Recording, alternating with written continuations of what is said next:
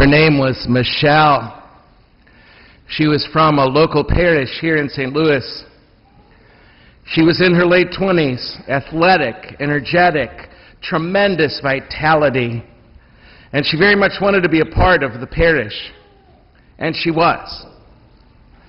She suffered lupus, and a flare-up in her spine led to surgery. She developed an infection that they could not control. And when they went back in later, she was left paralyzed for life. This young, athletic, energetic woman left paralyzed for life. Suddenly, everything she counted on was gone. Life was dramatically changed and forever. In today's gospel, Jesus points to the temple, this magnificent edifice that was the pride and the joy of every Jewish person. It represented for them their connection to God in years past, the gift of the presence of God right now in their lives, and the promise of God's presence, God's faithful presence to them in the future. And here is Jesus pointing to that temple that meant the whole world to them, and said, the days are coming when all of it will be torn down. And all this glory, all this magnificence would be rubble. And we can hear the disciples almost being unable to comprehend that such a thing could ever be possible. How could we ever be okay without it? Without it? They wondered. And that is exactly the question. How can we ever be okay without it? What do we do when what we thought we had to have to be okay is no longer there? What do we do when what we thought we had to have to be okay is no longer there?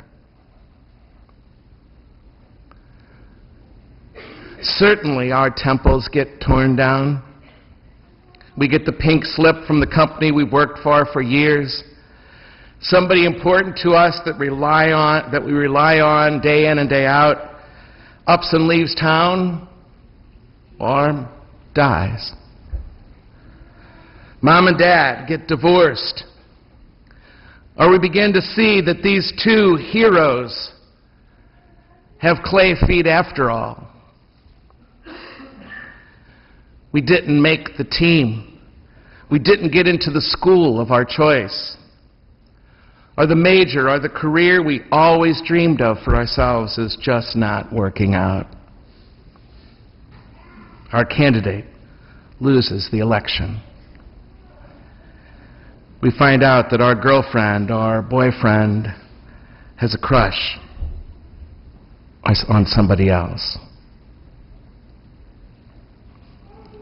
In those moments, those carefully constructed worlds of how God is going to be faithful to us fall apart.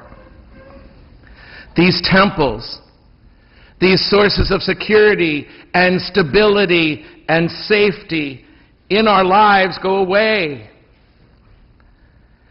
The desire to have everything stay the same, while understandable, doesn't work. Our temples do get torn down. And what do we do when what we thought we had to have to be okay is no longer there? What do we hang on to then? Jesus tells his disciples today, even when everything crumbles, Not a hair on your head will be destroyed. You will be okay. In other words, there is that lasts. Nothing tangible, nothing you can feel with your own hands does. But there is something that does. Yes, sometimes our biggest fears do come true. But because God is in it with us, a new thing can emerge from that very rubble. The Jews experienced that. It was not until they lost that, it was not until the Jewish people lost that they most feared losing, that Judaism began to find the presence of God everywhere. Everywhere, in the most ordinary circumstances of their lives, because they couldn't look there, they looked here, in their homes, at the dinner table, and in the neighborhood. It was only after the temple was destroyed that they most learned this new way to find God with them. The truth is, our biggest fears do come true. And while we can't keep things from changing, there is that which lasts. Because God is in it with me, there will always be this new good that will emerge. Not the same ever again, nor us, but a new good. Truth is, there is life waiting for us if we let go of the life we planned. But how do we learn this? How do we learn to live this out? How do we learn to go forward when the temple is crumbling? What I begin to do now in my life really does affect that new good emerging. That not the same, but always new good. There are some things we can do. The first is to keep remembering this, to remind ourselves that this is true. I think in psychology sometimes they call this self-talk. I don't know what you call it. But we have to say this to ourselves when all this starts to crumble. We have to say now, we wait for the new good, the new thing, and we wait with hope. And it will come. We have to say that to ourselves, that this is true. And secondly, we need to learn to cherish without clinging. To cherish without clinging. Also, we need now to begin to diversify, not to put all of our emotional and psychic and spiritual eggs in one basket, so to speak.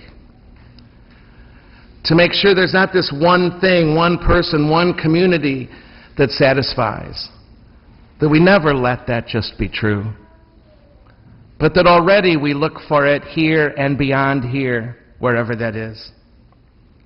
And finally, now we need to develop the habit of being a woman and a man who prays and who is supported by other believers along the way. Now,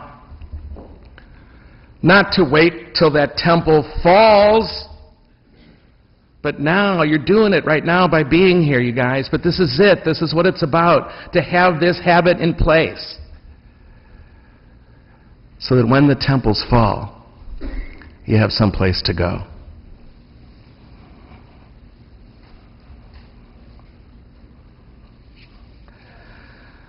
Back to Michelle. There was a retreat program in our parish there.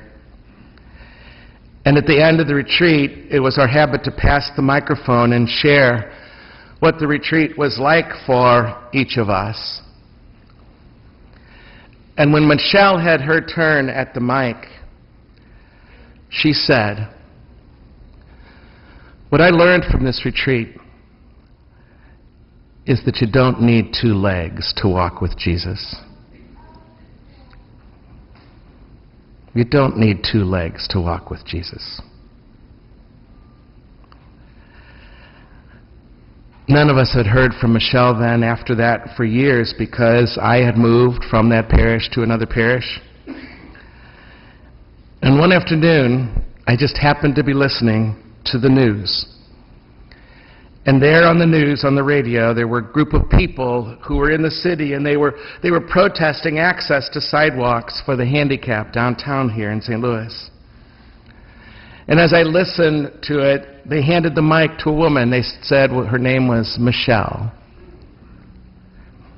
And she was there lobbying, demonstrating for people like her who could not get onto the sidewalk for lack of those curb cuts.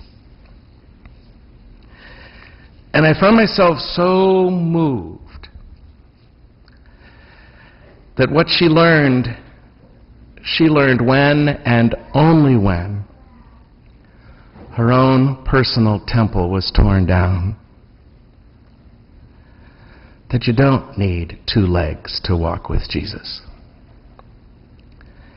And what she learned was now becoming a gift to many others who, because of her, were learning the same.